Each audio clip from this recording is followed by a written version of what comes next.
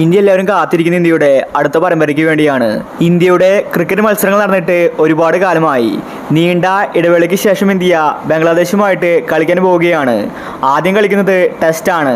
ഇതിനുള്ള ഇന്ത്യൻ ടീമിനെ BCCI കഴിഞ്ഞ ദിവസങ്ങളിൽ പ്രഖ്യാപിച്ചിട്ടുണ്ടായിരുന്നു. ടെസ്റ്റ് ടീമിൽ സഞ്ജുവിന് ഇടം ലഭിച്ചില്ല. എന്നാൽ ഇത് കഴിഞ്ഞാൽ അടുത്തത് ബംഗ്ലാദേശുമായിട്ടുള്ള T20 പരമ്പരയാണ്. ഒരുപാട് യുവതാരങ്ങളാണ് ഇതിൽ അണിനിരക്കുന്നത്. ഇതിനുള്ള ഇന്ത്യൻ ടീമിനെയാണ് നമ്മൾ ഇന്നത്തെ വീഡിയോയിൽ നോക്കുന്നത്. ഇത്തരം ക്രിക്കറ്റ് ന്യൂസിന് വേണ്ടി ഈ ചാനൽ മറക്കാതെ സബ്സ്ക്രൈബ് ചെയ്യൂ. അവസാനമായി കളിച്ച T20യിൽ സഞ്ജു ഫോം ഔട്ടായിരുന്നു. അതുകൊണ്ട് സഞ്ജുവിന് അവസരങ്ങൾ ഇനി കിട്ടില്ലെന്നാണ് എല്ലാവരും കരുതിയത്. എന്നാൽ കോച്ച് ഗൗതം ഗംഭീർ അങ്ങനെയല്ല. സഞ്ജുവിന് ഇത്രയും കാലം കിട്ടാത്ത അവസരങ്ങൾ വീണ്ടും കൊടുക്കുകയാണ് ഗൗതം ഗംഭീർ. ബംഗ്ലാദേശ് T20യിൽ സഞ്ജു ആയിരിക്കും ഇന്ത്യയുടെ മെയിൻ കീപ്പർ എന്നാണ് ഗംഭീർ പറയുന്നത്. അതുമാത്രമല്ല, ഒരുപാട് യുവതാരങ്ങളും ടീമിലുണ്ടായിരിക്കും. സീനിയറായ ആരും തന്നെ ടീമിൽ ഉണ്ടായിരിക്കില്ല. ഒരുപക്ഷെ ഇന്ത്യയുടെ ക്യാപ്റ്റൻ വരെ മാറാൻ സാധ്യതയുണ്ട്. പാണ്ഡ്യ ഇന്ത്യയുടെ T20 ക്യാപ്റ്റൻ സ്ഥാനത്ത് നിന്ന് മാറ്റിയിട്ടുണ്ടായിരുന്നു.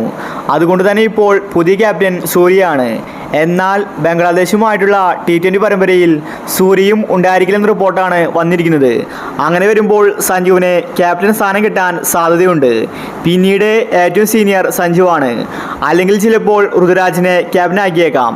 ഋതുരാജ്, സഞ്ജു, ശുമാൻ ഗില്ലെ, ജയ്സ്വാൾ, അഭിഷേക് ശർമ്മ, റിയാൻ പരാഗ് തുടങ്ങി ഒരുപാട് യുവതാരങ്ങൾ ഈ സീരീസിൽ ഉണ്ടായിരിക്കും.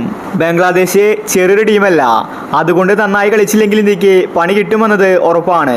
ജയ്സ്വാളും ഗില്ലുമായിരിക്കും ഇന്നിങ്സ് ഓപ്പൺ ചെയ്യുന്നത്. അല്ലെങ്കിൽ പിന്നെ ഋതുരാജിന് അവസരം കിട്ടും. വൺ ഡൗണിൽ സഞ്ജു കളിക്കുമെന്ന റിപ്പോർട്ടാണ് വന്നിരിക്കുന്നത്.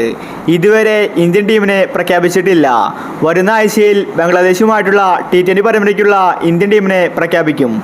സഞ്ജുവും അതുപോലെ തന്നെ മറ്റൊരു വിക്കറ്റ് കീപ്പർ കൂടി ഉണ്ടായിരിക്കുമെന്ന റിപ്പോർട്ടാണ് വന്നിരിക്കുന്നത്.